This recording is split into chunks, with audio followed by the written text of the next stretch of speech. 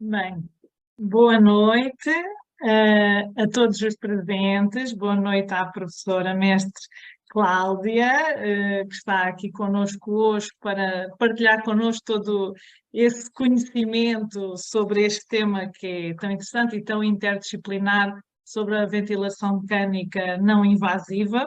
É um gosto realmente estar aqui a ouvir e também a apresentar alguém que eu admiro muito na sua atividade profissional, não é? Com enorme conhecimento teórico e enorme prática clínica, porque isso é sempre importante aliar os dois, portanto, acho que vai ser aqui muito rico esta hora de partilha. Sei que uma hora vai ser muito pouco, professora Cláudia, para falar de um tema tão vasto e com tanto, e tentar aqui esclarecer-nos muitas das dúvidas, mas certeza que vai ser muito enriquecedor.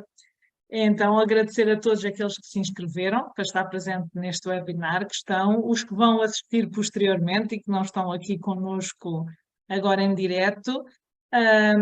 E passo a apresentar a professora mestre Cláudia Dias.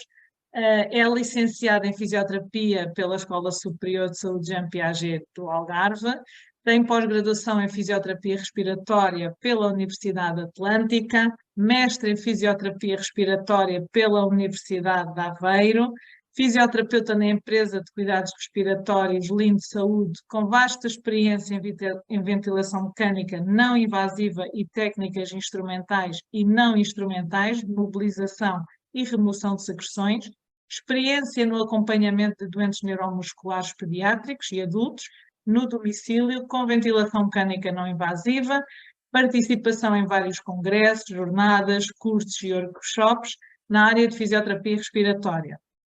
Formadora convidada em pós-graduações, jornadas, workshops na área da fisioterapia respiratória, ventilação mecânica não invasiva, técnicas instrumentais e não instrumentais de mobilização e remoção de secreções. Portanto, com um currículo vasto deste, certeza que muito é aquilo que temos aqui para aprender. Bem-vinda, terapeuta Cláudia Dias, e obrigada por colaborar e disponibilizar-se também para esta partilha interdisciplinar aqui conosco. Obrigada. Passo agora a palavra. Obrigada, terapeuta Susana Mestres, pela apresentação. Obrigada pelo convite ao Instituto EPAP. É sempre um gosto partilhar a minha experiência. Obrigada aos participantes que se inscreveram, aos que estão agora presencialmente, síncrona, e aos que depois irão assistir de forma assíncrona. De facto, uma hora para falar de ventilação mecânica não invasiva é difícil, vai ser difícil, é uma tarefa difícil, visto que normalmente os cursos ou workshops, no mínimo pelo menos uma manhã ou uma tarde, e depois o melhor, o ideal é sempre 1 a 2 dias de ventilação mecânica não invasiva, mas aqui o objetivo é apenas passar-vos alguns conceitos básicos do que é a ventilação mecânica não invasiva e depois quem tiver interesse na área, obviamente que procurará mais formação. Por isso, e sem mais demora, eu vou partilhar o meu ecrã. Digam-me se a partilha está...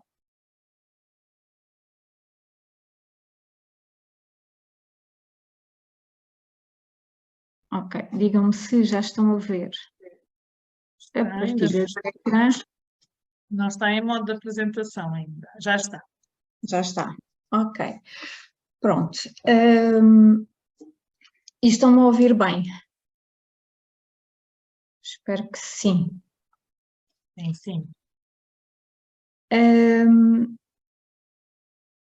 Ao longo do webinar, se tiverem questões e se não quiserem esquecerem-se das mesmas, podem colocá-las logo no chat e no final nós vamos ter um momento de discussão e poderemos, e eu depois irei olhar para essas questões e irei responder. Por isso, vamos lá iniciar. Os objetivos desta hora será, pelo menos vocês conseguirem identificar quais as indicações para a ventilação mecânica não invasiva nas diferentes situações clínicas, conhecer os diferentes equipamentos, modos de ventilação, interfaces e acessórios, mas de uma forma também muito sucinta, e reconhecer os critérios de eficácia e insucesso da ventilação mecânica não invasiva, ou seja, despertar-vos para aquilo que é a ventilação não mecânica não invasiva e despertar-vos para como profissionais, e se estiverem com um paciente que tenha a terapêutica de VNI, quando forem realizar a vossa terapia, a vossa intervenção, perceberem que a relação vai ter que ser a 3, se o paciente estiver ventilado, não é? É uma tríade, tem que ser terapeuta, enfermeiro, médico, seja qual for o profissional de saúde, o paciente e o ventilador. Daí a importância de, pelo menos, terem esses conhecimentos básicos e depois, então, se houver dúvidas, obviamente que é uma questão de procurarem e discutirem depois o caso clínico, e eu estarei disponível também se for necessário alguma ajuda para discutir esses casos clínicos. Ventilação mecânica. A ventilação mecânica consiste em fornecer ao doente um aporte de ar através de uma via aérea artificial, com recurso a um ventilador mecânico. Qual é que é o objetivo? É diminuir o trabalho respiratório do paciente e manter e recuperar a homeostasia do oxigênio e do dióxido de carbono, ou seja, manter os gases arteriais dentro dos parâmetros normais. É iniciada sempre de acordo com critérios clínicos e deve ser mantida durante o tempo estritamente necessário até à reversão da causa da insuficiência respiratória. O gradiente de pressão que é conseguido através dos ventiladores, pode ser por pressão negativa, que diminui a pressão alveolar, ou então por pressão positiva, que aumentam a pressão na via aérea proximal. Aos dias de hoje, a ventilação que é realizada em contexto, seja hospitalar, seja domiciliário, é uma ventilação por pressão positiva, seja a ventilação mecânica invasiva, seja a ventilação mecânica não invasiva. Antigamente, e na altura da poliomielite, é que era utilizada a ventilação por pressão negativa, mas entretanto fomos evoluindo e ainda bem, porque os ventiladores hoje cada vez são mais pequenos, mais transportáveis, de forma e com algoritmos muito mais avançados e que nos permitem uma melhor adaptação do paciente.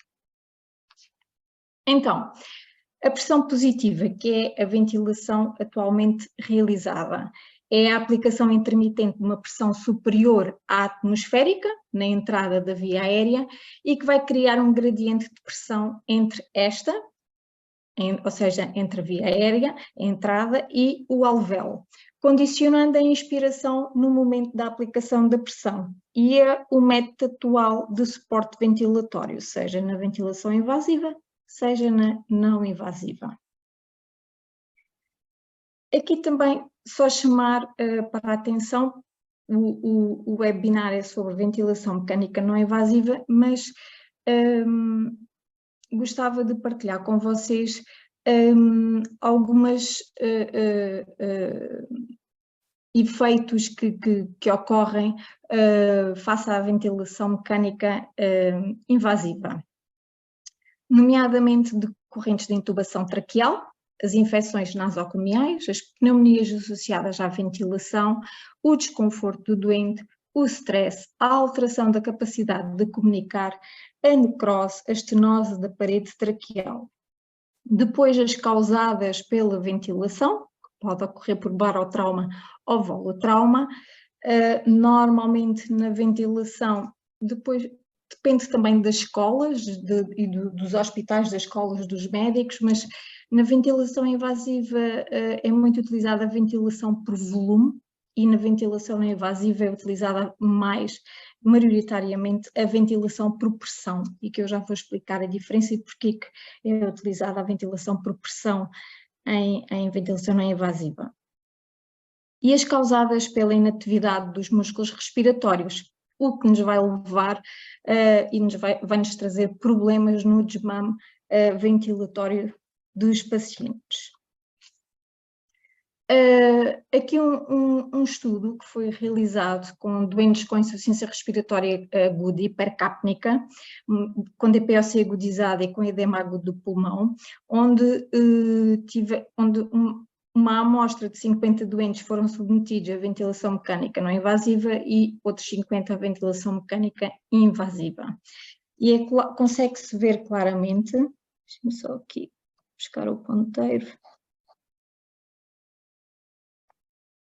consegue-se ver claramente que na ventilação convencional, na ventilação mecânica, a percentagem de pneumonias, de infecções do trato urinário e infecções também relacionadas com o catéter são superiores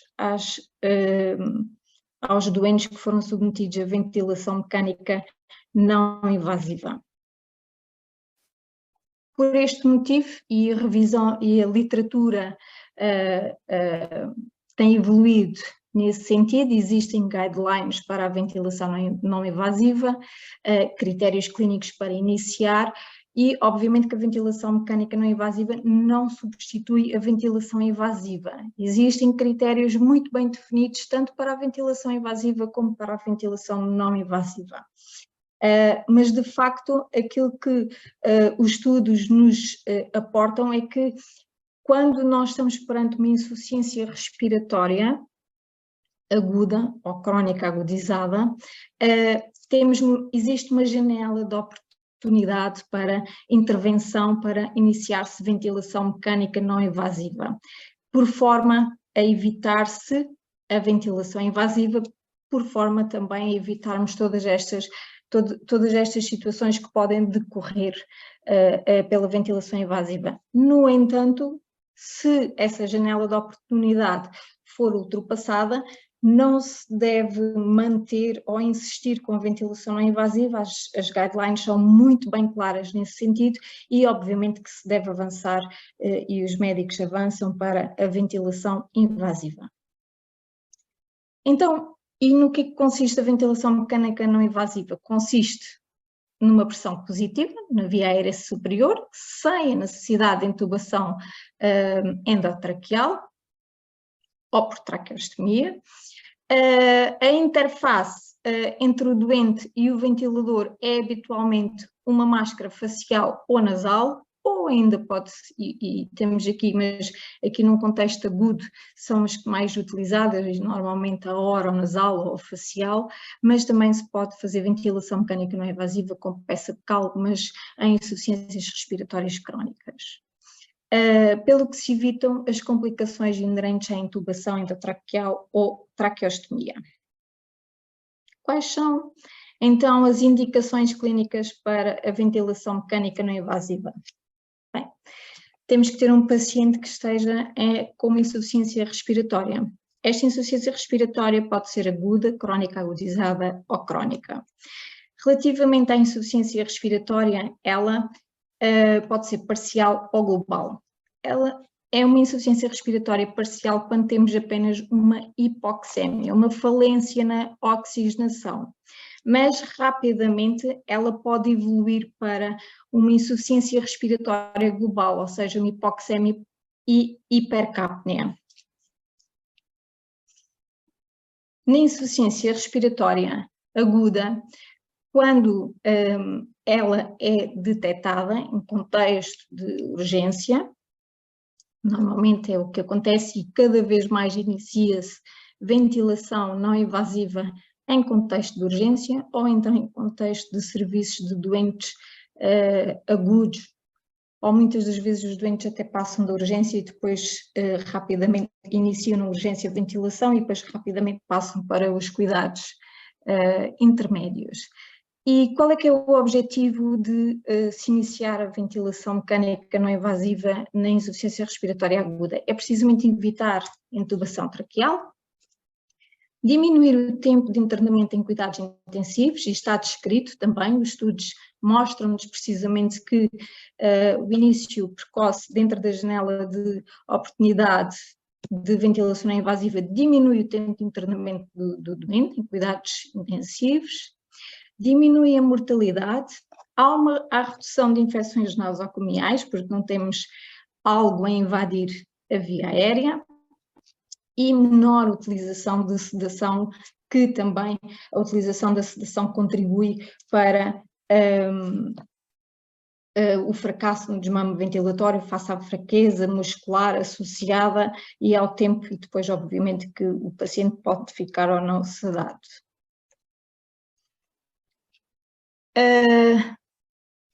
Diminuição de necessidade de intubação orotraqueal, mais uma vez, diminuição das taxas de complicações, tempos mais curtos de internamento e diminuição da mortalidade. E isto está descrito, e aqui trago-vos um artigo já de 2003, ou seja, já tem 20 anos, ou seja, estamos a falar de literatura já bastante antiga e que nos mostra estas vantagens relativamente à ventilação invasiva versus não invasiva. Depois, em 2001 também, diminuição do trabalho respiratório, alívio de dispneia, diminuição da frequência respiratória, aumento do volume total do tidal volume, melhoria nas trocas gasosas, a diminuição da hipertensão pulmonar e a diminuição do débito cardíaco.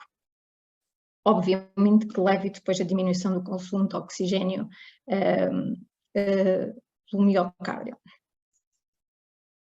Então, na insuficiência respiratória aguda, a falência respiratória inicialmente pode ser por falência da ventilação, que vai fazer com que haja aumento da PA de CO2, porque se nós temos falência da ventilação, isso indica-nos que os volumes de ar que estão a entrar são diminutos e que também pode levar também à falência da oxigenação, e leva à falência da oxigenação, diminuição da pressão arterial de oxigênio, e depois todos estes fatores, falência de ventilação e falência de oxigenação, levam a que o paciente entre numa insuficiência respiratória global.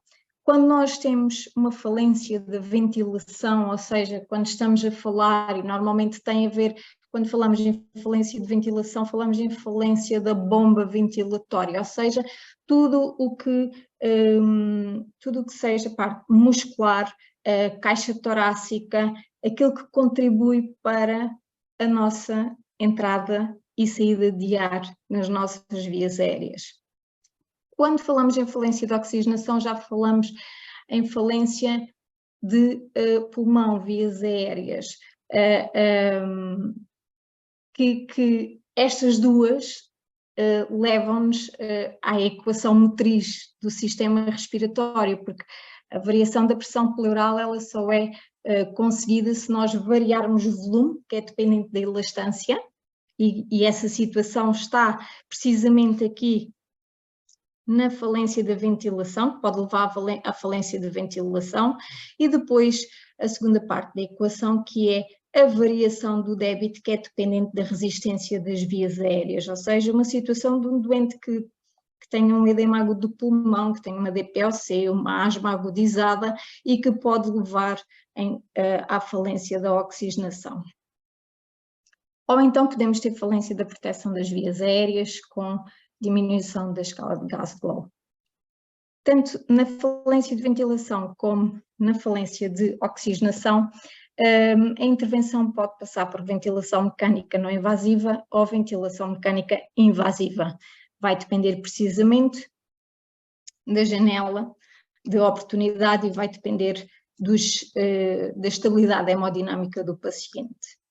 Quando temos uma falência de ventilação em que há um aumento da pressão arterial de CO2, o nosso objetivo vai ser aumentar o volume alveolar. Já quando temos uma falência de oxigenação, uma diminuição da pressão arterial do oxigênio, o nosso objetivo é aumentar a FiO2. Quando existe falência da proteção da via aérea, aí não há dúvidas e a literatura é muito clara, é a ventilação mecânica invasiva. Então, quando nós temos falência dos músculos respiratórios, que pode ocorrer com trabalho respiratório normal, por exemplo, os doentes neuromusculares têm uma falência da bomba ventilatória, que pode não ser,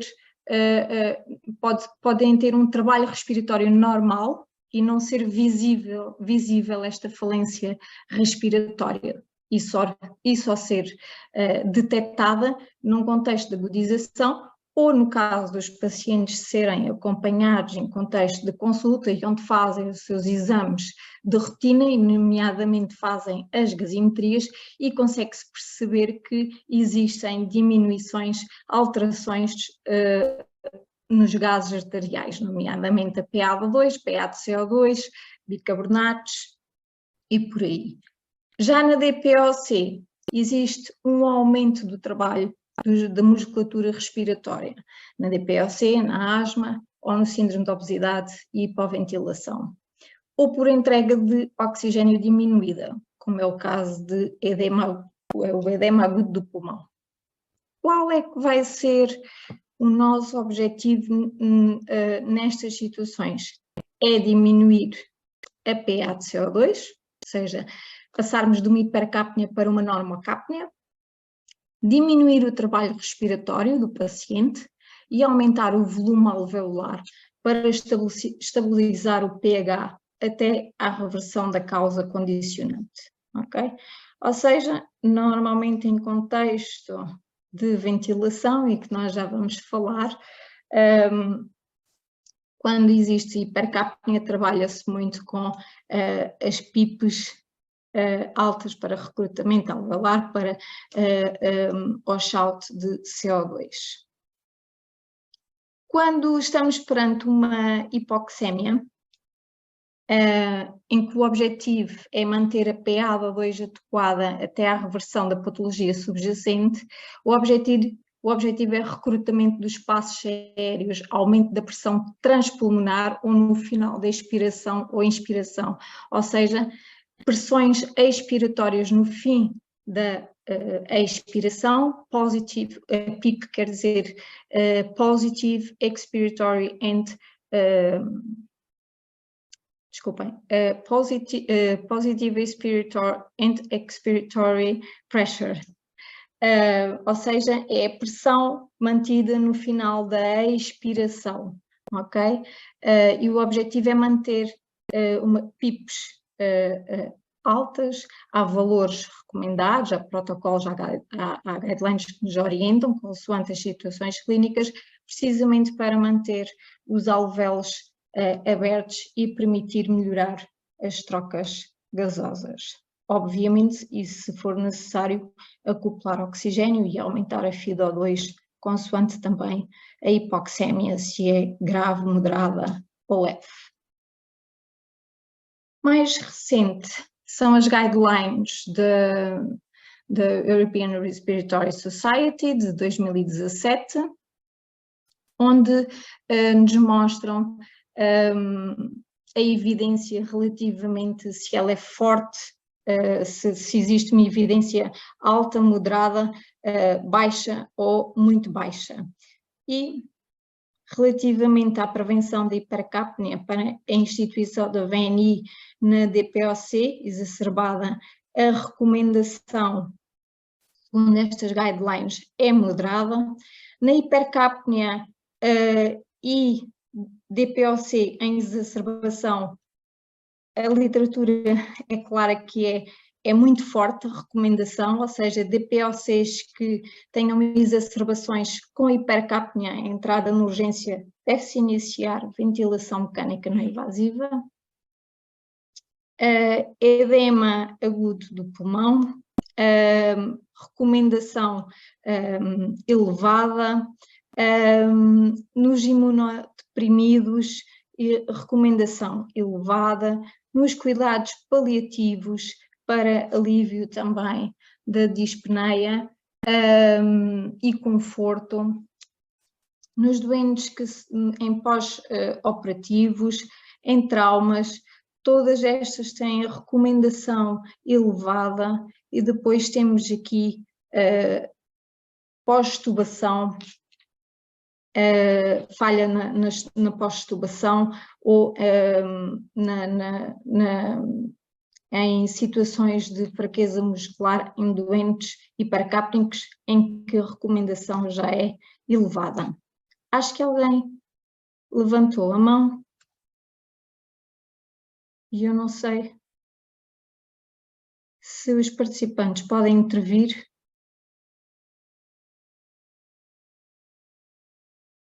Madalena Ferreira. Vou aqui permitir que a Madalena intervenha. Madalena, não sei se tem alguma dúvida.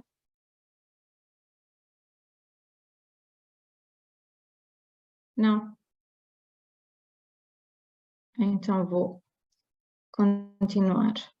Provavelmente, se calhar, pode ser. Desculpa, sugiro também que os participantes, caso queiram fazer alguma pergunta, se calhar escrevam no chat e depois no final aproveitamos para falar, sim. Aproveito para dizer isso a todos, depois vamos ter um momento mesmo para dúvidas e perguntas, está bem? Portanto, aproveitem e vão colocando questões e depois no final juntamos e discutimos sobre isso tudo, sim? Relativamente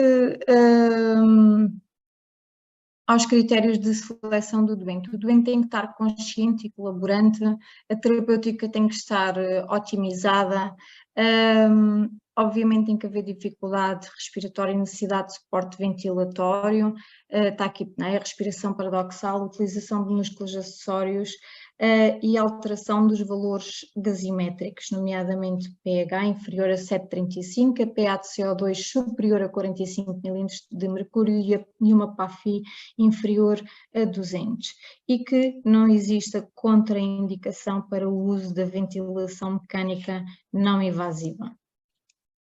Quais são os critérios de exclusão dos doentes? São paragens cardiorrespiratórias, obviamente, insuficiência respiratória aguda grave, que já estejam fora daqueles critérios de seleção do paciente e que só com ventilação mecânica invasiva é que se pode reverter a situação, instabilidade hemodinâmica, incapacidade de proteção da via aérea, obstrução, presença de encefalopatia ou agitação, cirurgias gastrointestinais ou das vias aéreas superiores, impossibilidade de adaptação de interface e secreções brônquicas excessivas, sendo que nesta última coloquei um ponto de interrogação, mas na antepenúltima também poderia ter colocado, porque aqui na impossibilidade de adaptação de interface, muitas das vezes pode estar relacionado com traumas da face, e que seja difícil a adaptação de uma máscara oronasal ou de uma facial total. No entanto, em contexto hospitalar existe a possibilidade de utilização dos capacetes, dos helmets, ou uma situação de uma queimaduras a nível da face e que podem permitir a utilização da ventilação mecânica não invasiva. Relativamente às secreções brônquicas excessivas, atualmente também já não é um problema, porque nós temos a tosse assistida mecânica, o inensuflador mecânico, que é um aliado e quando se faz ventilação mecânica não invasiva, para se conseguir gerir estas secreções e conseguir-se mobilizar e eliminar. Daí não sermos tão criteriosos e não ser um critério de exclusão.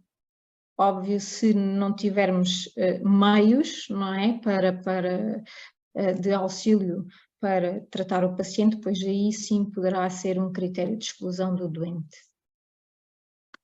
A ventilação mecânica não invasiva deve ser encarada como preventiva na necessidade de intubação traqueal, devendo ser introduzida de forma precoce e deve ser vista como uma técnica complementar à ventilação mecânica invasiva e não como uma técnica alternativa, conforme referi. Este é um capacete, um helmet. Isto é ventilação mecânica não invasiva, muito utilizado, os capacetes, os helmets são muito utilizados na neonatologia e na pediatria, e onde o arnês vai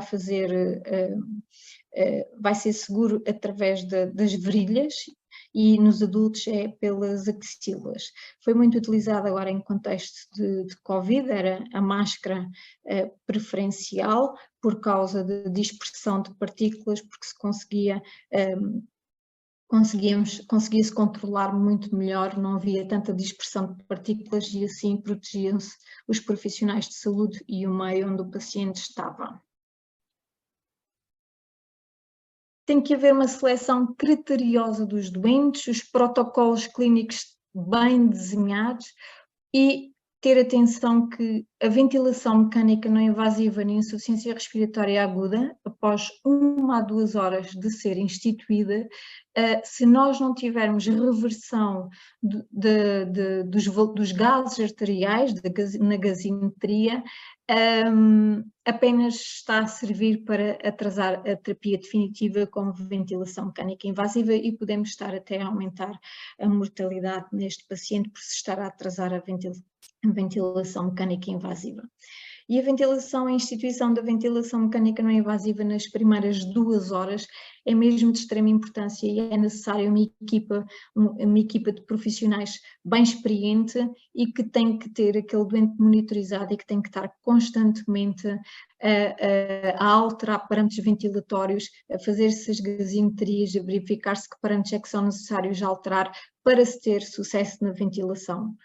Exige muito tempo e, infelizmente, em Portugal, o rácio de enfermeiros para doente é crítico e muitas das vezes faz com que os profissionais, não seja por não terem experiência, mas sim pelo facto de não conseguirem dar resposta. Na insuficiência respiratória crónica, também está descrito em que situações é que a ventilação mecânica não invasiva está preconizada, por norma em doenças pulmonares e das vias aéreas, como a DPOC, bronquiectasias, fibrose pulmonar, nas doenças da caixa torácica, cifoscolioses, sequelas de tuberculose, nas doenças neuromusculares, no síndrome de obesidade e hipoventilação.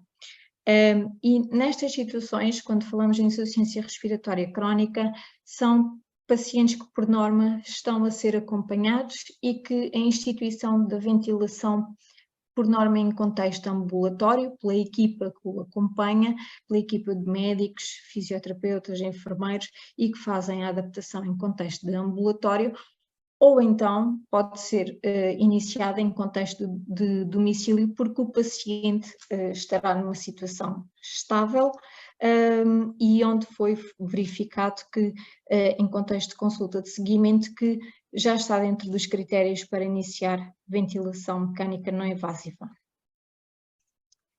Aqui uma curiosidade também, ao olharmos para aqui vários países, Portugal é um país que ventila muito doentes de pulmão e vias aéreas. Ventilamos pouco doentes da parede torácica e doentes com doenças neuromusculares. Se nós olharmos, por exemplo, para a Dinamarca, a percentagem de ventilação em doentes com doenças neuromusculares é enorme. E depois doentes da parede torácica e depois doentes do pulmão e via aérea.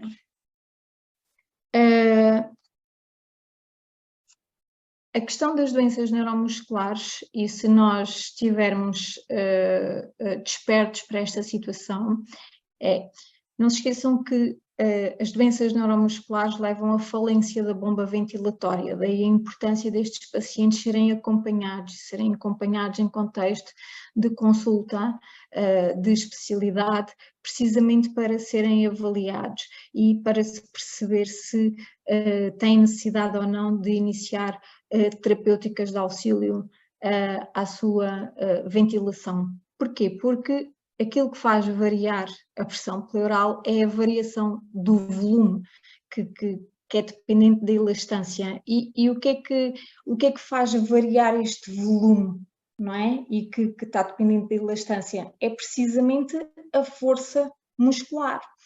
É o nosso diafragma. Se estes pacientes têm afecção da musculatura respiratória, mais tarde ou mais cedo vão necessitar de um suporte ventilatório, porque a única forma de substituir o diafragma é com um ventilador. O início, obviamente que existem critérios e estão descritos, nós temos as nossas normas da Direção-Geral de Saúde também, que são muito claras, e se quiserem, por acaso eu esqueci-me de partilhar com vocês, mas podem também facilmente, conseguem encontrá-las, as normas da Direção-Geral de Saúde sobre ventiloterapia, e onde têm lá as indicações clínicas para o início da ventilação mecânica não invasiva na insuficiência respiratória crónica. Está também demonstrado pela literatura que o início da ventilação mecânica não invasiva precoce, não é? Quando os pacientes já têm critérios, aumenta a sobrevida destes pacientes. Já na DPOC, o que os estudos nos dizem é que não existe um aumento tanto da sobrevida, mas sim da qualidade de vida, e nas bronquiectasias então ainda menor. E nós ventilamos muito mais doentes do pulmão e vias aéreas e menos doentes neuromusculares. Não sei qual a casuística, não fui ver, não sei até também se existem estudos publicados sobre isso, mas também na minha ótica e pela minha experiência e de pacientes que acompanho, o diagnóstico é muito tardio em muitas doenças neuromusculares. Isso faz com que depois também se atrase o início da ventilação mecânica não invasiva. Então, na insuficiência respiratória crónica, quando estamos perante síndromes restritivos, ou seja, síndromes que afetem a bomba ventilatória, está descrito que o início da ventilação melhora a qualidade de vida, diminui o número de internamentos de internamento destes doentes, no caso de agudizações, e diminui a mortalidade. Já no caso dos doentes obstrutivos, que já estamos a falar em variação do débito, que está dependente da resistência das vias aéreas, a ventilação aumenta a força dos músculos respiratórios, diminui a hipercapnia, melhora o sono e a sintomatologia destes pacientes, diminui também o número de dias de internamento em contexto hospitalar, e aumenta a qualidade de vida, mas não tem repercussões em termos de mortalidade. Em termos de doenças restritivas, só para terem uma noção também, nós temos as patologias que afetam a caixa torácica, as deformações, cifoscolioses, toracoplastias, temos as doenças neuromusculares de progressão lenta, pós-poliomielites, lesões nodulares altas, atrofias musculares nodulares, estrofias musculares lentas progressivas, a esclerose múltipla, a paralisia diafragmática bilateral, e depois temos as doenças neuromusculares de rápida progressão, distrofias musculares do Duchenne, a esclerose lateral amiotrófica, o síndrome de Guillain-Barré e a miastenia gravis. Quais são os critérios e que estão precisamente, já saiu num consenso já do CHEST em 1999, mas estão descritos nas nossas normas de orientação clínica, de DGS que são de 2015 e que são precisamente estes que estão aqui. Ou seja, na insuficiência respiratória crónica, se um paciente tiver sintomas de hipersonolência, fadiga excessiva, cefaleias matinais, disfunção cognitiva e dispneia, e mais um dos seguintes critérios fisiológicos, nomeadamente uma PA de CO2 superior a 45 mm de mercúrio diurna, de saturações inferiores ou iguais a 88%, 5 minutos consecutivos, e isto nós conseguimos verificar e analisar através de uma oximetria de pulso noturna, em que nós conseguimos analisar o período noturno completo do paciente e temos precisamente este dado no relatório, que é o tempo que esteve abaixo dos 88%, e se o paciente tiver algum daqueles sintomas e tiver já 5 minutos consecutivos abaixo dos 88%, é um critério para início de ventilação mecânica não invasiva. Nas doenças neuromusculares progressivas, PIM, pressão inspiratória máxima inferior a 60 cm de água, ou uma capacidade vital forçada inferior a 50% do previsto. Já nas doenças obstrutivas de POC, bronquiectasias, fibroses quísticas, quais são os sintomas? Os sintomas são os mesmos, ok? Hipersonolência, fadiga excessiva, cefaleias matinais, disfunção cognitiva, dispneia. E mais um dos critérios fisiológicos. A PA de CO2 aqui são os 55 mm de mercúrio diurna, uma PA de CO2 superior ou igual a 50 e inferior a 54 milímetros de mercúrio e de saturações inferior a 88%, 5 minutos consecutivos na oximetria de pulso noturna, mas quando o doente já faz oxigenoterapia, nomeadamente oxigênio igual ou superior a 2 litros por minuto durante a noite. Porque, por norma, estes pacientes, quando têm, que estamos a falar de síndromes obstrutivos, de alterações das vias aéreas, do pulmão, a terapêutica instituída é a oxigenoterapia, face à falência de oxigenação, e só mais tarde é que pode, perante esta sintomatologia e estes critérios, pode haver necessidade de introdução da ventilação mecânica não invasiva. Ok? E ainda a PA de CO2 entre os 50 e os 54, e internamentos por insuficiência respiratória e hipercapnia, nomeadamente 2, superior a 2 ou pelo menos 2 no último ano. E esta é uma questão muito importante e que nós devemos fazer aos nossos pacientes que tenham doenças obstrutivas, que é, olha, no último ano, quantas vezes é que recorreu ao serviço de urgência e que teve que ficar internado? E se o paciente nos referir mais do que 2 vezes, e se nos apresentar esta sintomatologia, é uma situação em que o paciente tem que ser referenciado para a consulta de especialidade e tem que ser avaliado e fazer exames porque provavelmente poderá já ter necessidade de ventilação não invasiva.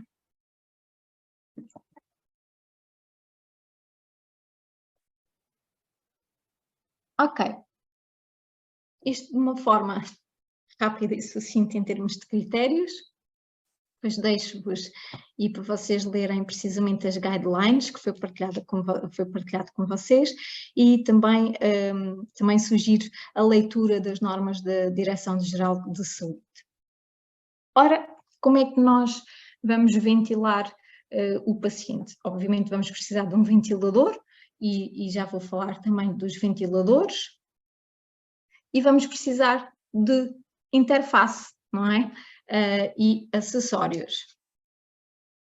A ventilação tem um importante papel na insuficiência respiratória aguda e crónica, como já vimos anteriormente, reduz a necessidade de intubação orotraqueal, melhora a sobrevida. No entanto, ela falha em cerca de 40 a 60% dos casos. E este insucesso da ventilação não invasiva, 50 a 60% estão associadas ao interface. E isto porquê? Porque, infelizmente, em contexto hospitalar, Os interfaces disponíveis para os profissionais fazerem e iniciarem ventilação mecânica não invasiva são muito poucos. Por norma, têm apenas um modelo, no máximo 2 modelos de interfaces, muitas das vezes interfaces que são descartáveis, ou seja, que são muito difíceis de nós conseguirmos controlar as fugas nos pacientes, de conseguirmos adaptar o arnês no paciente, e que depois, e também em termos de tamanho disponíveis, que acabam por não ter também todos os tamanhos disponíveis, e todos os pacientes são diferentes, todas as anatomias são diferentes, e termos apenas 2 modelos, ou às vezes só um disponível, isso leva efetivamente ao insucesso da ventilação mecânica não invasiva, e está descrito, está estudado e está descrito precisamente que um dos insucessos é por este motivo. A interface é de extrema importância, e a escolha de interface vai-nos predizer logo se vamos ter sucesso ou não na ventilação mecânica não invasiva. Basta nós escolhermos um tamanho maior do que aquele que para a face do paciente, que vamos ter muito mais fugas, e ao termos muito mais fugas, os volumes que vão ser entregues ao paciente podem estar comprometidos, as pressões que estão parametrizadas no ventilador podem estar comprometidas, o trigger, a sensibilidade do ventilador pode estar comprometido por esse motivo, e tudo isto leva depois a uma assincronia e faz com que o paciente não queira a máscara e que não queira estar a ser ventilado. As máscaras, elas podem ser, existem vários tipos de materiais, silicone e gel silicone. A superfície de contacto pode ser oral, peça bucal, nasal, oronasal ou facial total. As máscaras podem ser ventiladas ou não ventiladas. Isto, o facto de elas serem ventiladas ou não ventiladas tem a ver com o tipo de ventilador e o tipo de circuito que é utilizado, porque se nós tivermos um circuito duplo em que o ramo inspiratório e expiratório estejam num ventilador, a máscara que vamos utilizar é uma máscara não ventilada. Mas se eu tiver um ventilador simples de domicílio, onde tem um circuito simples, não é? A exalação do ar tem que estar na máscara para o ar exalado sair para o ar ambiente.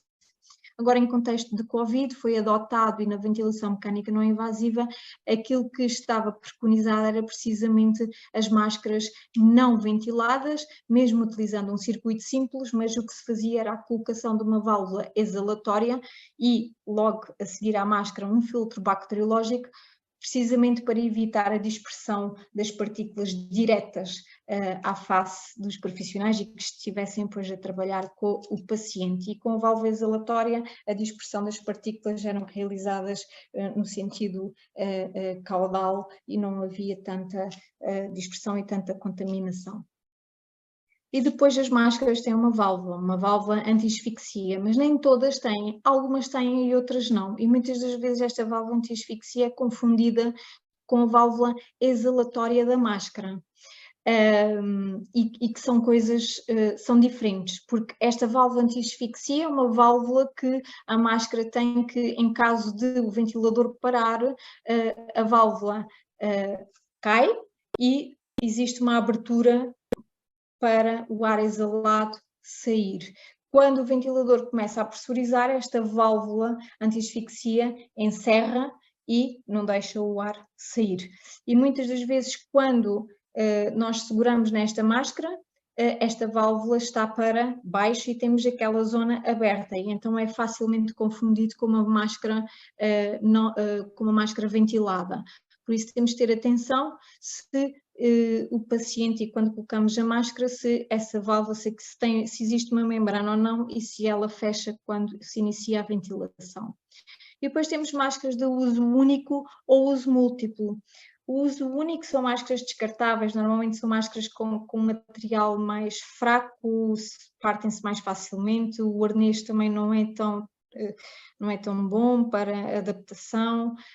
As de uso múltiplo já são máscaras mais robustas, o arnês é muito melhor, consegue-se uma melhor fixação e temos uma melhor adaptação dos pacientes.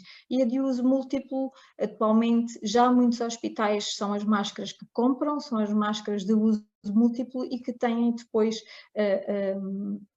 podem ser desinfetadas e esterilizadas de doente para doente. Obviamente que depois tem um X número de desinfecções e que isso vem junto com as máscaras, mas efetivamente melhora, vai preconizar um melhor sucesso na nossa ventilação mecânica não invasiva.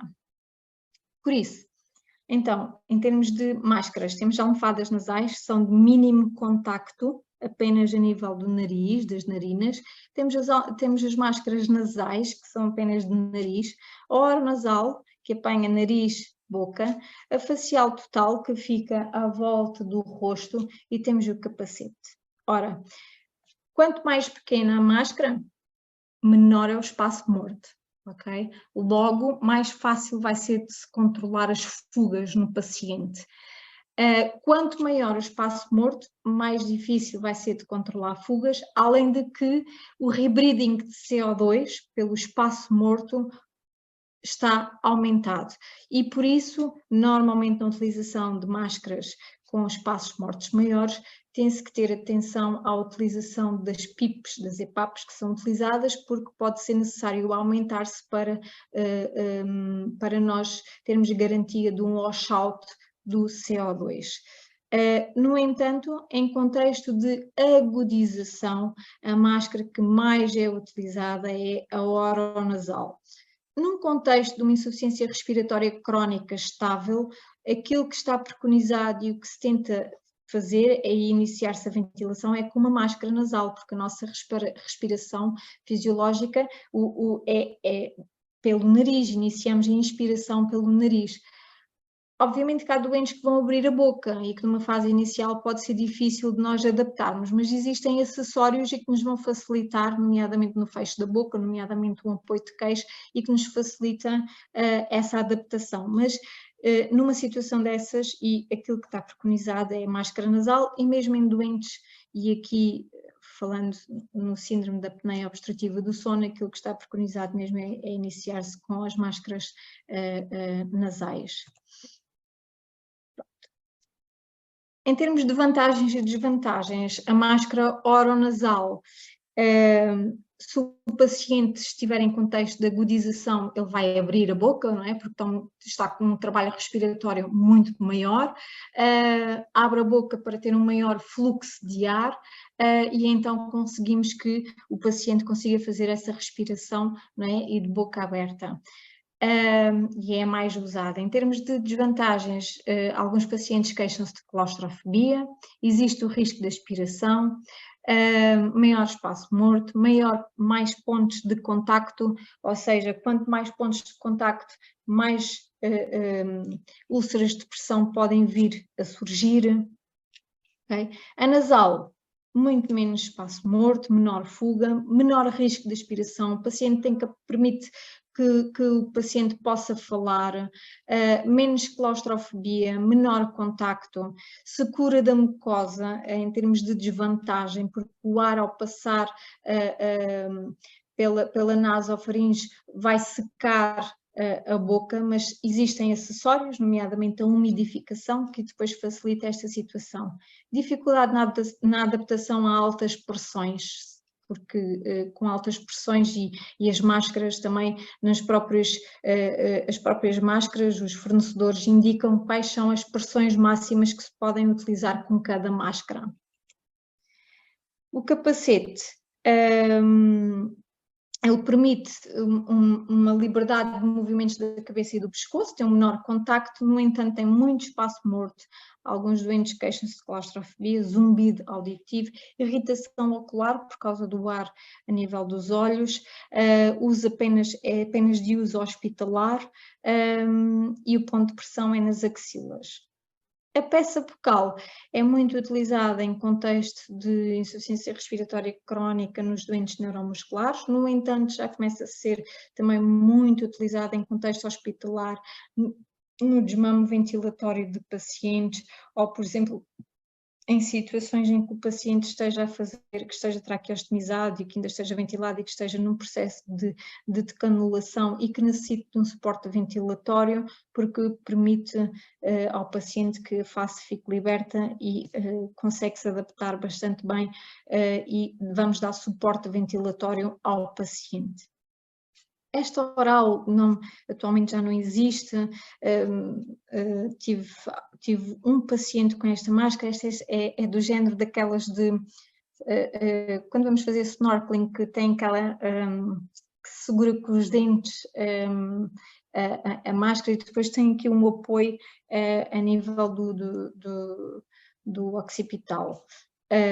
E tem muita fuga nasal e causa deformidade ortodôntica. A facial total tem uma boa adaptação, menos pontos de pressão. Aqui menor fuga depende da máscara, por exemplo, eu tenho muita dificuldade os nossos pacientes em conseguir controlar a fuga a nível da testa, mas tem muito espaço morto, risco de aspiração, também irritação ocular, pelo facto do ar estar ali naquela zona. Adaptação, o que é que nós pretendíamos? Uma máscara ideal, efetivamente, mas não o conseguimos, porque o nosso objetivo é uma adaptação perfeita à conformação anatómica do doente, material confortável e leve, sem fuga, mecanismo para remoção rápido e fácil, não deve originar complicações, ter um menor espaço morto e impedir a reinalação de Ribrindig. É aquilo que nós pretendemos com uma máscara.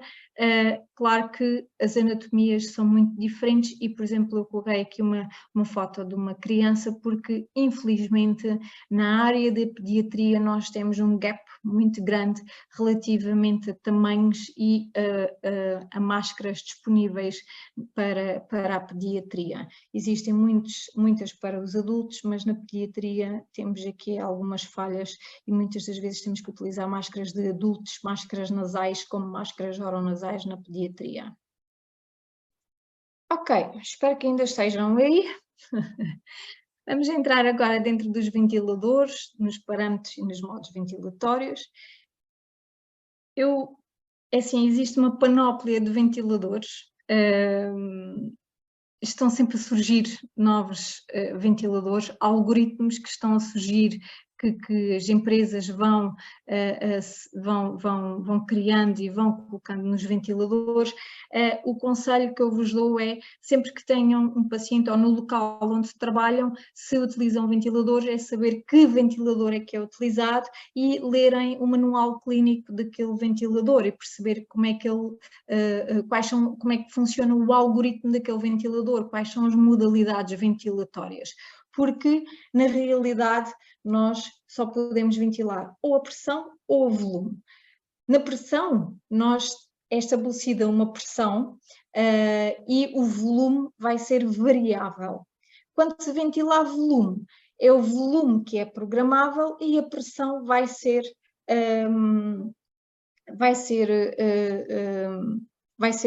alterada conforme o volume que está programado. Na ventilação mecânica invasiva é muito utilizada a ventilação por volume, porque nós estamos perante um sistema estanque. E então é estabelecido um volume target para aquele paciente, porque não existe fuga, porque o doente está entubado por um tubo orotraqueal ou pela traqueostomia e que não pressupõe que exista fuga. Logo, é muito mais fácil de se ventilar e é melhor ventilar-se por volume. A ventilação não invasiva já temos que ventilar por pressão, porque existe fuga e ventilação não invasiva pressupõe fuga, ou seja, nós não podemos querer ver num ventilador, quando estamos a ventilar um doente, fuga zero, porque todos os ventiladores e todas, aliás, ventiladores não, todas as máscaras têm uma fuga intencional, que através do ar exalado, da zona exalada da máscara. E depois existe a fuga não intencional. E depois nós temos que perceber se no ventilador aquilo que estamos a ver é fuga intencional ou fuga não intencional, ou se são as duas juntas. Daí a importância de nós conhecermos os ventiladores. E depois os próprios ventiladores de ventilação não invasiva, os algoritmos que estão já pré-estabelecidos, são algoritmos que vão corrigir fugas, estão despertos para a fuga de ar e depois reajustam as pressões de forma, obviamente que as pressões estão limitadas, mas vão compensar as fugas que existem. Por isso, ventilar um paciente com um ventilador de cuidados intensivos que tem algoritmos específicos para ventilação invasiva é completamente diferente de ventilar um doente com um ventilador que está e que foi concebido para ventilação mecânica não invasiva. E isto é importante perceber-se, porque muitas das vezes, hoje em dia, os ventiladores de cuidados intensivos já trazem também as modalidades de ventilação não invasiva e quando o doente é adaptado a um ventilador desses, a ventilação não invasiva, e passa para um que é concebido só para ventilação não invasiva, mais simples, a adaptação acaba por ser mais fácil, porque os algoritmos dos ventiladores de cuidados intensivos são concebidos para ventilação invasiva. No entanto, isto está sempre a evoluir e cada vez mais os ventiladores cada vez têm algoritmos muito mais rigorosos e específicos. Aqui já falei, o objetivo é ventilar a pressão é atingirmos uma pressão pré-estabelecida e o volume é que vai variar. Então, quais são as variáveis de inspiração e que determinam os modos ventilatórios?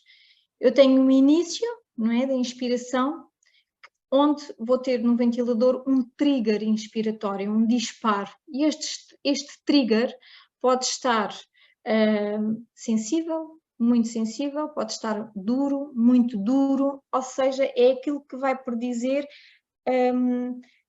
a sensibilidade do ventilador a estar desperta ao início da inspiração do paciente. Depois temos uma fase e vai iniciar então a pressurização.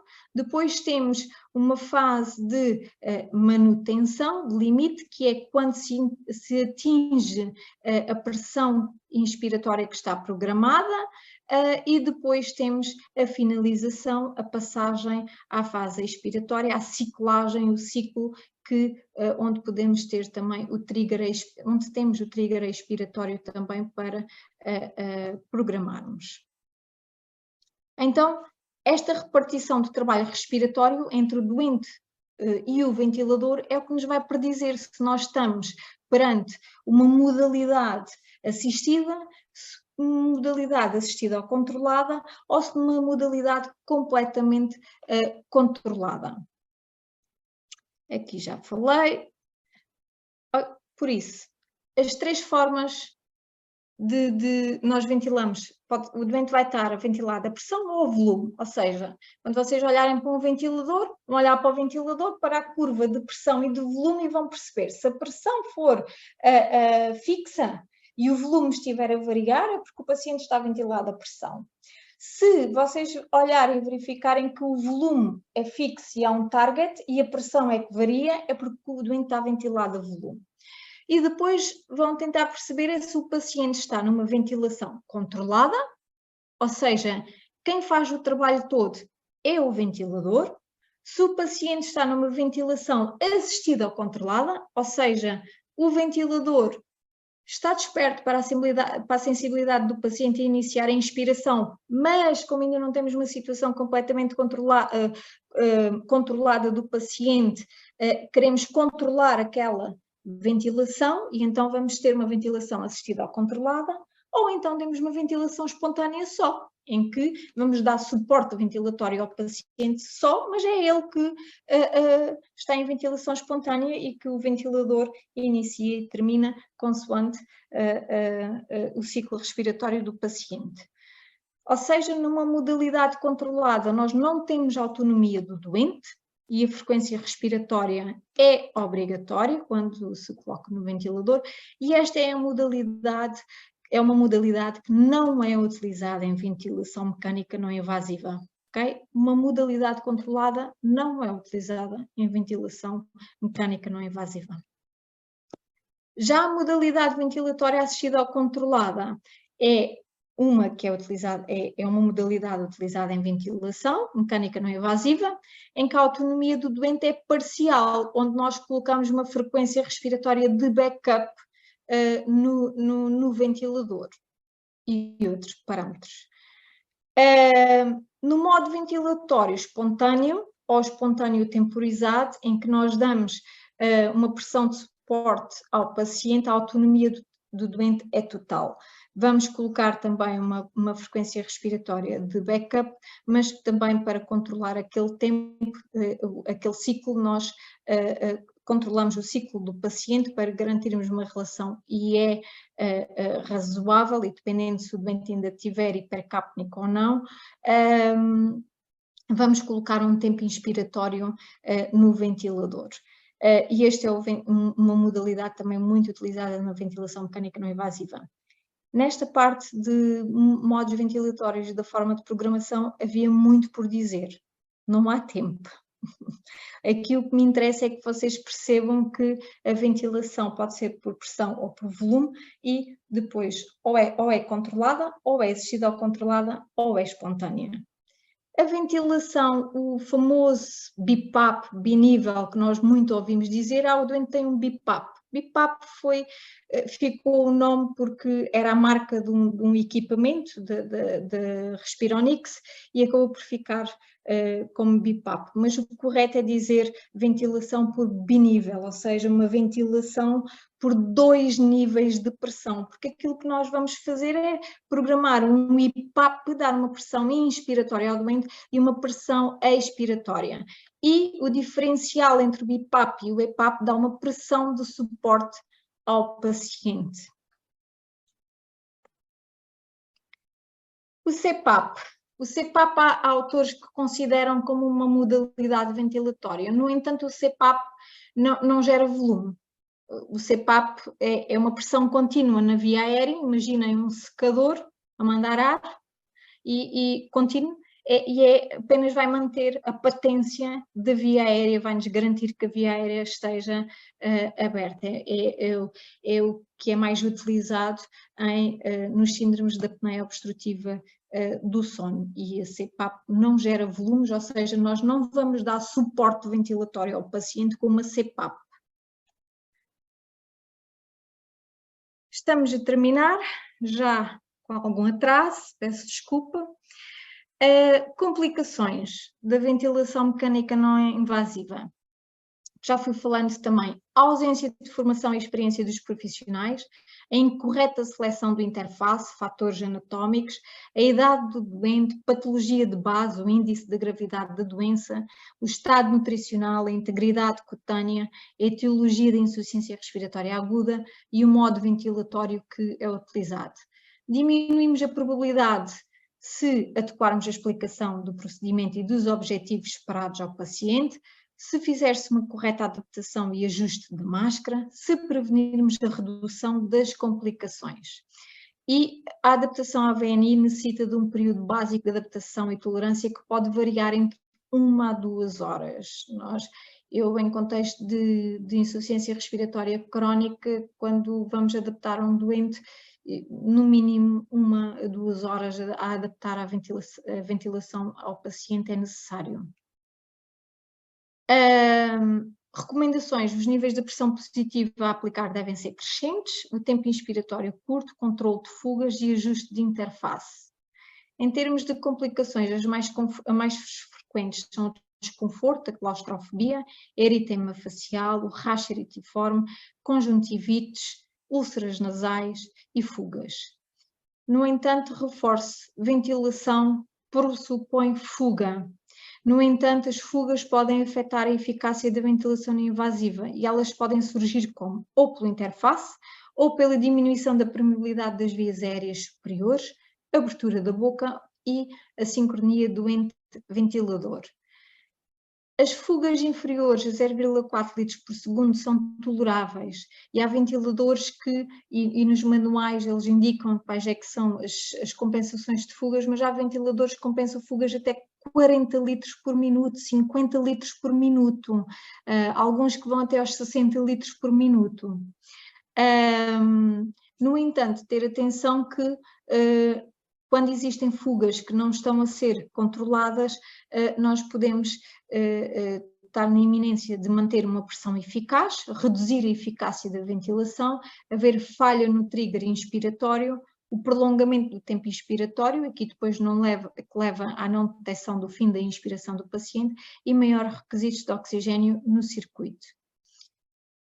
O que é que nós podemos fazer para controlar fugas? Ajustar corretamente o interface, e quando eu digo ajustar não é apertar, é ajustar à face o interface, ajustar a máscara à face. Avaliar a face do doente, substituir o interface se for necessário, colocar um apoio de queixo para controle da fuga, da abertura da boca, por exemplo, e utilizar um ventilador que compense fugas. É muito importante a seleção do tamanho da máscara e o material da máscara que pode ter interferência nestas complicações. Pela pressão positiva, quais são as complicações que surgem? Congestão nasal, a desidratação oral, dor, sensação de frio, percepção de ruído nos ouvidos e distensão gástrica.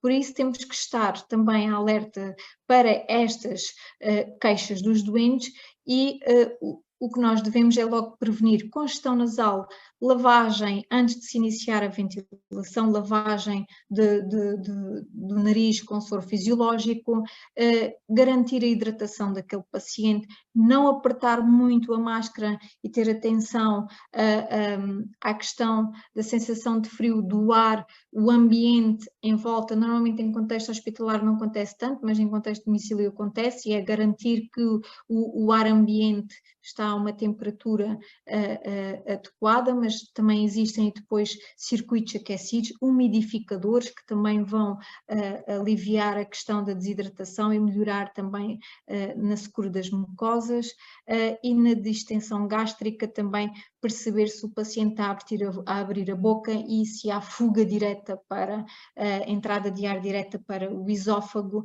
e então aí a questão da distensão gástrica. Para a estase das secreções, promover o nível de hidratação adequado, mudar para a máscara nasal de modo a que o doente possa eliminar as secreções, promover uma tosse eficaz, estimulada e ou reforçada pela fisioterapia respiratória, promover o uso de tosse assistida, o cough assist, ou o inensuflador mecânico.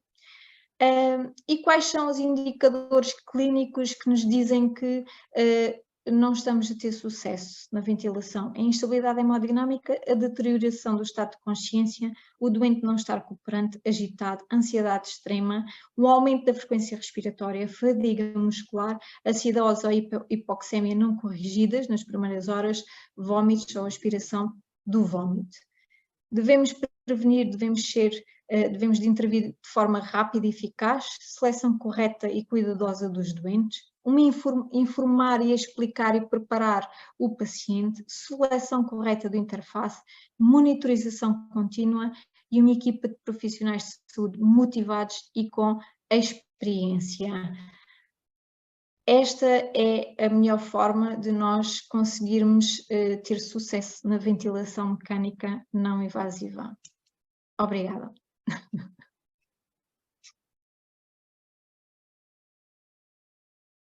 Só parar aqui. Muito obrigada. Só aqui, desculpem também. Aqui, sei que estão aqui perguntas. Sim, estão aqui algumas questões. Muito bem, muito obrigada. Realmente É um desafio, mas muito bem superado, né? Como já se esperava. Portanto, mas realmente numa hora tentar abordar um tema que é tão complexo, não é? Tão complexo, que causa sempre tantas dúvidas, nos vários grupos profissionais e que é um mundo, não é? A ventilação mecânica é um mundo e tem realmente uma série de nós de conceitos que obrigam a um conhecimento muito aprofundado e pronto, pelo menos uma hora já dá para dar aqui uns alertas e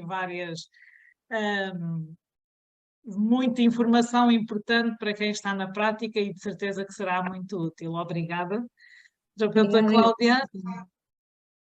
Agora, Uhum. vamos ver aqui algumas questões. Pronto, eu também fui Lês, aqui, lês escrevi as no chat. perguntas? Sim, posso ler.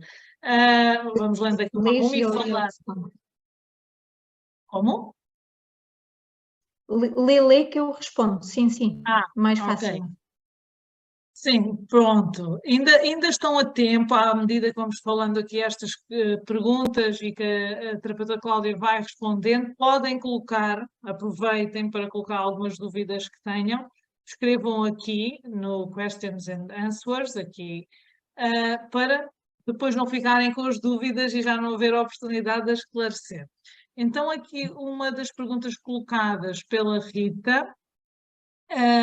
A pergunta é: relativamente às complicações que podem surgir com a VNI, o ajuste de máscara, como deve ser realizado? Porque quando existe fuga, a tendência é apertar o arnês. Está correto?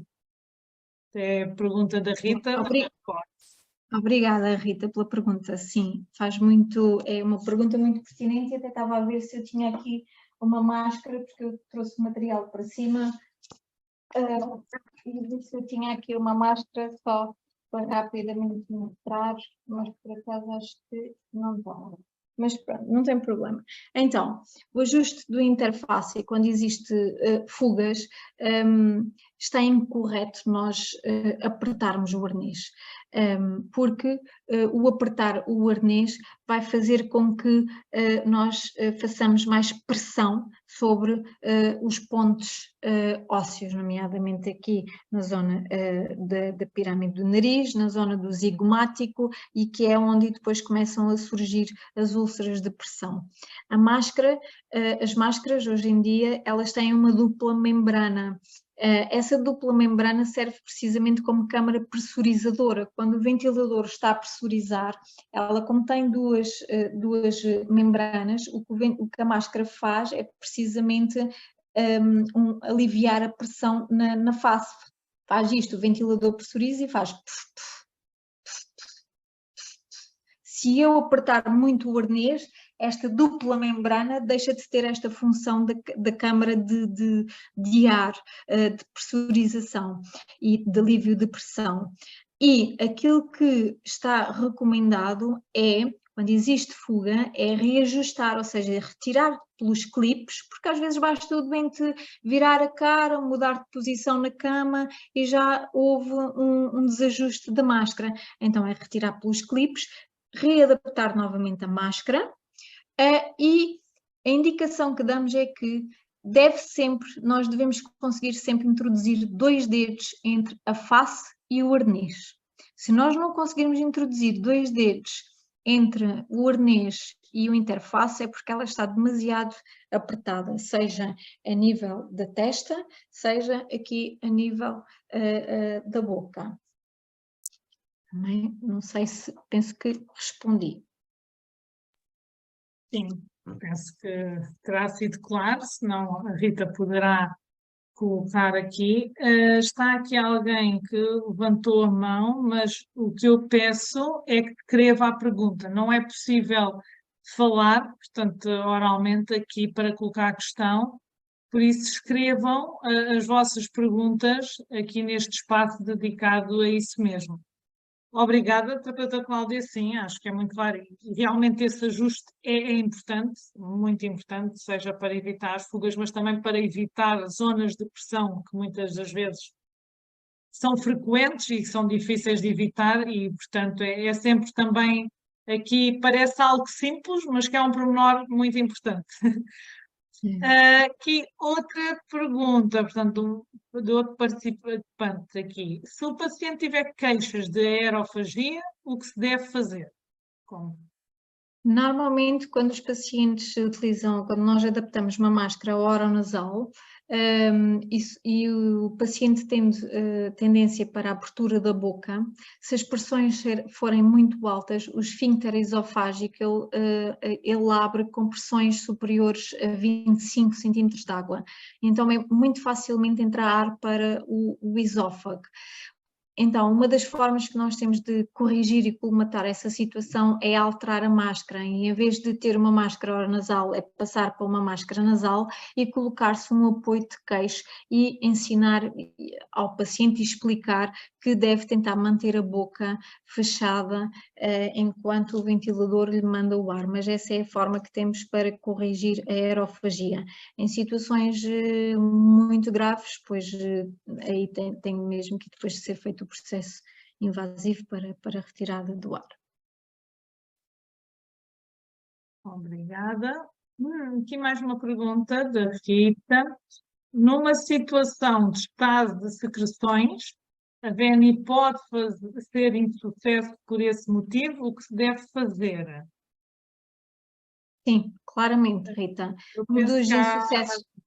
sim, desculpa, estava aqui, eu já tinha visto. Penso que há aqui outra pergunta da Rita que pode ir no mesmo sentido. Portanto, uma foi feita a seguir à outra, em que refere o uso de VNI em doentes com secreções abundantes, quais as dificuldades? Não é? Portanto, acaba por estar aqui relacionado secreção abundante, as secreções, portanto... Sim, Rita, então é assim. As secreções são um dos motivos de obstrução da via aérea, certo? Se nós tivermos um paciente, imagine uma DPOC, um doente com uma DPOC agudizada, ora, ele já tem uma obstrução que é causada pela própria doença, não é? Pela inflamação, pelo edema da via aérea. E depois, ainda junto a essa situação, ainda temos secreções que ainda vão obstruir mais a via aérea. Claramente que a ventilação não invasiva pode ser um fracasso nessas situações, porque nós não temos espaços, não é, para melhorar as trocas gasosas. Então, o que é que e o que é que faz mobilizar secreções e faz com que elas estejam constantemente a ser mobilizadas? É o ar, é o fluxo de ar, e a própria ventilação vai fazer com que as secreções estejam ali constantemente a serem mobilizadas, e se não forem eliminadas vai ser um problema de obstrução naquele doente. Então aquilo que nós temos que garantir é perceber como é que está a rheologia das secreções, se elas estão muito purulentas ou não, e se há necessidade de fluidificação das mesmas. Depois é iniciar técnicas de desobstrução das secreções, que podem ser técnicas manuais, de auxílio, se o paciente conseguir e colaborar, ou então podem ser técnicas instrumentais, nomeadamente a utilização do Cough Assist. E por isso é que numa situação de secreções abundantes, a utilização do Cough Assist é de extrema importância, porque normalmente estes doentes estão num estado de fadiga muscular de tal ordem, pelo esforço respiratório, pela insuficiência respiratória, que não têm capacidade de tosse. A sua tosse é completamente ineficaz e então há necessidade de utilização do Cough Assist. E então é muito importante que nessa fase seja utilizado ventilação não invasiva, Cough Assist, ventilação não invasiva, Cough Assist. Ao estarmos a mobilizar e eliminar secreções, vamos desobstruir a via aérea, vamos aumentar os espaços para trocas gasosas, vamos melhorar a oxigenação e vamos melhorar a libertação de CO2. Obrigada, Cláudia, sim, e muito esclarecedor, pronto, porque isso é também, não é? Eu percebo mesmo no dia a dia, que às vezes essa é uma das dúvidas de muitas pessoas, e a questão, não, porque está com muitas secreções, não se pode, não, mas o doente tem que ser ventilado, não é? Portanto, vai haver essa dificuldade, portanto, e essa gestão é fundamental para o sucesso da ventilação. Obrigada, vamos ver. O que é que a Rita... Ora, aqui, o uso de VNI como auxílio, ok, fala no processo de decanulação, em doentes sem reflexo de tosse eficaz, é uma realidade? Pronto, penso que é esta a pergunta. Então, aqui temos dois conceitos, duas situações. Uma que é a utilização da ventilação não invasiva num processo de canulação, que sim, pode fazer sentido e as guidelines também nos orientam, porque se o doente estiver com uma fraqueza muscular generalizada e necessitar de auxílio respiratório, de auxílio ventilatório, irá facilitar esse processo de canulação. E depois temos aqui outro conceito, que é o conceito da tosse eficaz, em que os protocolos de decanulação hoje em dia já nos dizem que para termos uma decanulação garantida com sucesso, nós temos que garantir proteção da via aérea. E a proteção da via aérea não é só a questão da gestão de secreções, é sim o doente conseguir ter uma tosse eficaz, ou seja, um pico fluxo de tosse superior a 160 litros por minuto, é aquilo que está preconizado. Sendo o pico fluxo de tosse superior a 160 litros por minuto, nós temos que garantir que ele tem uma assistência à tosse mecânica, e neste caso é o Cough Assist. Por isso, e sim, é uma realidade, pelo menos é uma realidade minha e da Susana, e que nós trabalhamos muito nos processos de decanulação dos doentes. Exatamente, é assim, realidade e muito útil para o doente e que auxilia aqui muito. A pergunta seguinte: se o doente não gera saliva, a própria saliva, o uso de VNI pode ter consequências? Claro, obviamente, não é? Agora, quando nós detectamos estas questões quando há cialorreia, aquilo que nós devemos fazer é falar com a equipa, discutir o caso com a equipa e, por exemplo, introduzir-se, por exemplo, os pensos de escopolamina e que vão diminuir a produção de saliva, e logo nós vamos ter um melhor sucesso na ventilação não invasiva. Por isso é controlar esta saliva. Quantidade de saliva, exatamente. Pronto, a Rita agradece aqui antecipadamente. Aqui o outro participante pergunta, mas está previsto algum curso mais alargado para breve? Cada vez tem tido mais pacientes ventilados e falta muitos conhecimentos, é verdade, e soube tão pouco, não é? Pronto, soube muito, mas com vontade de mais. Pronto, não sei se a Cláudia quer dizer alguma coisa, pois a hipótese de haver algo. Deixa-se aqui o repto, não é? De Sim. necessidades. Está lançado. Para se passar, pronto, a Rita iria perguntar o mesmo, e temos aqui mais uma pergunta da Catarina, portanto, que agradece pelas partilhas tão preciosas de informações. O que fala, em suma, os utentes são muitas vezes respiradores orais e por diversas vezes há necessidade de passar o oxigênio de óculos nasais para a máscara de Venturi. Em VNI acontece o mesmo? É a pergunta. Mesmo com suporte de queixo de máscara, facial versus nasal?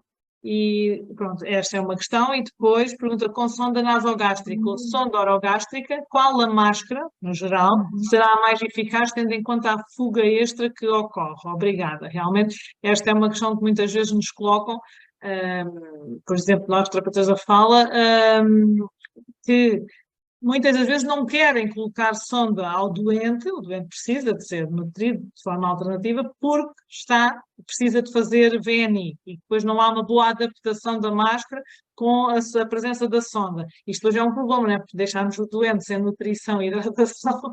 Claro, então, claro, ok. Partilho também aqui desta dúvida. Claro, então é assim, relativamente à questão dos pacientes serem respiradores orais, sim, muitos deles são, mas normalmente eles são em contexto de agudização, ou seja, porque já estão num esforço respiratório muito elevado e para aumentar, e normalmente acontece muito também aos doentes obstrutivos também, por aumentarem o fluxo de ar, eles já abrem a boca, respiram pela boca. No entanto, temos aqui duas coisas que são diferentes, que é o oxigênio é um fluxo a mais adicionado ao fluxo do paciente, mas com uma fração inspiratória de oxigênio adicional, não é? A ventilação não invasiva é uma pressão de suporte, nós estamos a assistir a ventilação do paciente, ok? São coisas diferentes, ou seja, é muito mais fácil o paciente conseguir fechar e corrigir a abertura da boca com ventilação não invasiva, porque está-lhe a dar... está-lhe a ser dado o suporte ventilatório que ele necessita, ou seja, vai aliviar a dispneia, essa sensação de falta de ar, logo vai corrigir a abertura da fuga, a abertura, desculpem, da boca, porque a pressão positiva do ventilador, a pressão de suporte, vai compensar as suas necessidades respiratórias, por isso são conceitos diferentes e daí a abordagem ser diferente, sendo que na ventilação não invasiva efetivamente iniciamos com máscara oronasal, pela agudização, mas depois o objetivo é passar a nasal, e só com o apoio de queixo e normalmente com umidificação também, conseguimos corrigir a abertura da fuga, a abertura da boca e controlar fugas. Relativamente à sonda nasogástrica, respondendo à segunda pergunta, a sonda nasogástrica não é uma contraindicação para ventilação não invasiva. Pode ser um critério de nós estarmos mais despertos e prevenirmos as fugas e estarmos mais despertos para a questão das fugas naquele paciente, não é? Ou seja, e haver uma monitorização mais apertada daquele paciente. Agora, não é de todo uma contraindicação para a ventilação não invasiva. E existem máscaras próprias e que têm uma ligeira deflexão, onde a sonda passa e que não interfere com a ventilação não invasiva. Mesmo aquelas que não têm, hoje em dia, a forma como as máscaras são concebidas e conforme eu vos disse, os ventiladores têm algoritmos que são capazes de compensar fugas. Por isso, quando nós adaptamos o paciente, aquilo que nós temos que verificar é na adaptação de máscara, aquela que melhor se ajusta à face dele com aquela sonda e onde nós conseguimos ter menos fugas. Qual é que é o problema aqui em contexto hospitalar? É aquilo que eu referi logo inicialmente. Em contexto hospitalar, normalmente só existe um ou dois modelos de máscara, o que vai garantidamente dificultar a adaptação e a ventilação e a esta questão da sonda nasogástrica. Exato. Obrigada. Muito esclarecedor, sempre. Acho que bastante útil. Pronto, agora perguntas não temos mais. Temos aqui um agradecimento pela iniciativa de João Torres e a Rita agradece, pronto, a ti e a mim e que deixa um pedido para mais webinars nesta área.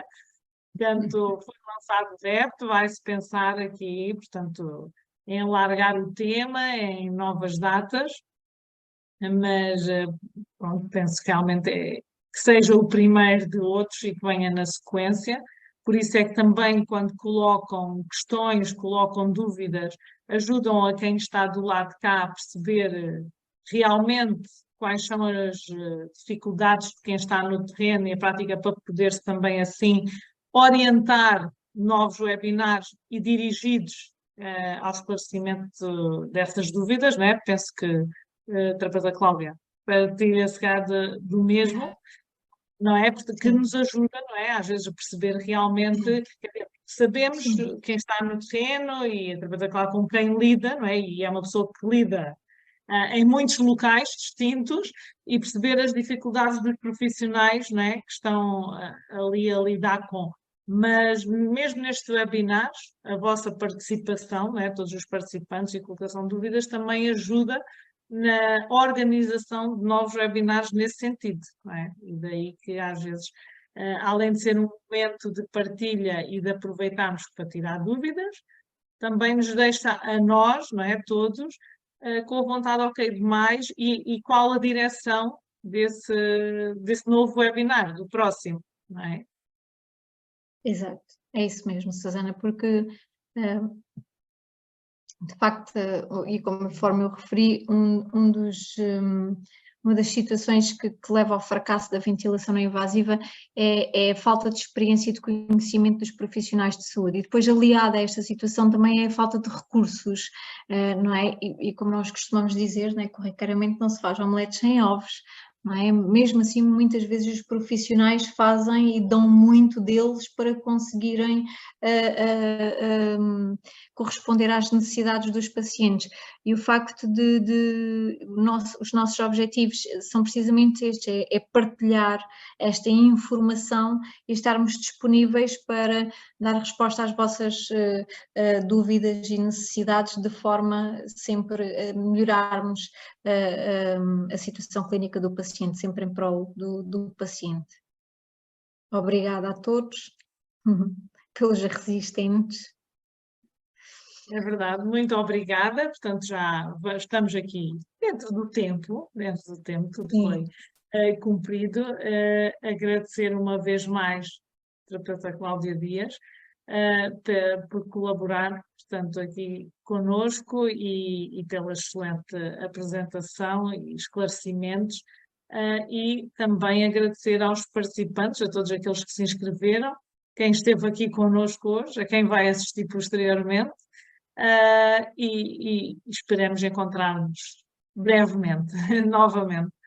Está bem? Muito obrigada. Obrigada a todos. Uma boa Aproveitamos noite. então para nos despedir e uma boa noite a todos.